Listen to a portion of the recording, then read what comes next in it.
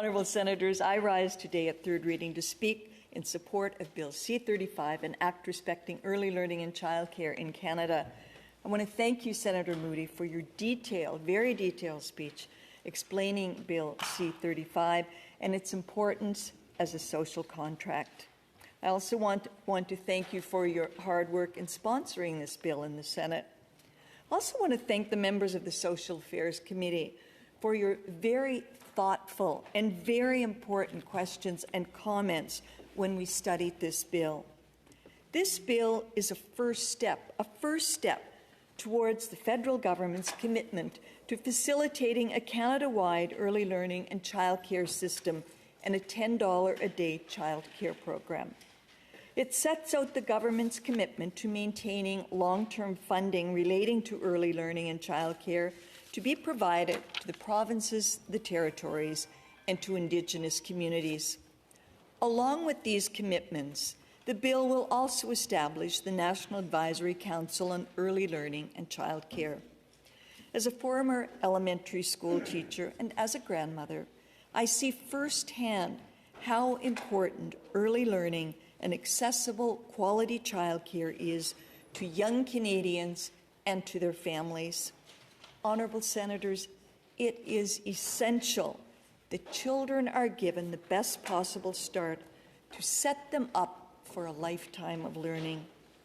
Canadian families from every corner of the country experience barriers to accessing inclusive, culturally appropriate, inclusive, high-quality childcare. Too few childcare spaces and rising costs have left many families struggling to find affordable care for their children.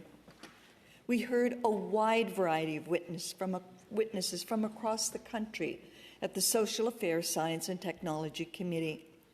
The committee heard that disparities have persisted in Canada when it comes to access to high-quality and culturally appropriate childcare for Indigenous families, lower-income families, new Canadians, language minority communities, and for those living outside urban areas. Bridging these gaps is going to take time, successful planning, and financial support. I believe Bill C-35 will go a long way to help families to find affordable and quality care. The federal government has shown its support to the provinces and territories and to Indigenous communities with their commitment of funding through the signed funding agreements. To unlock the federal funding, provinces and territories have agreed to submit action plans and progress reports at the beginning of each fiscal year for the duration of the agreement. I believe the progress reports will be beneficial to governments, but more importantly, I believe they will be helpful to young families. In 2021, my province of Nova Scotia signed the Canada-Nova Scotia Canada-wide Early Learning and Childcare Agreement, which provides a commitment to create 9,500 new childcare spaces and will move to $10 a day childcare by 2026.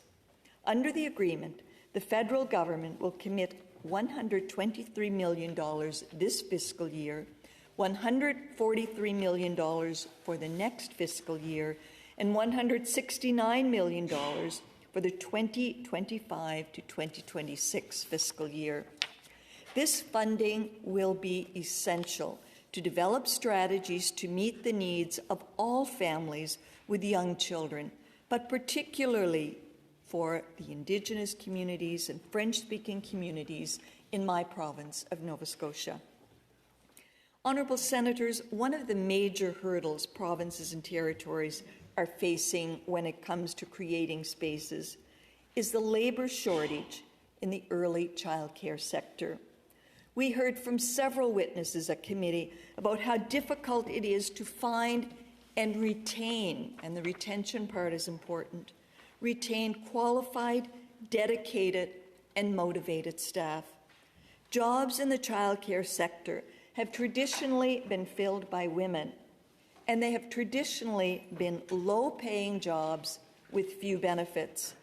and as such, there has been very little incentive for young people to pursue this industry as a career. Provinces and territories must find solutions to attract and to retain high-quality staff. In the case of Nova Scotia, this means staffing 9,500 new spaces by 2026. It must include higher wages and better benefits for employees if we are to retain quality staff, not just for the immediate future, but for the long term.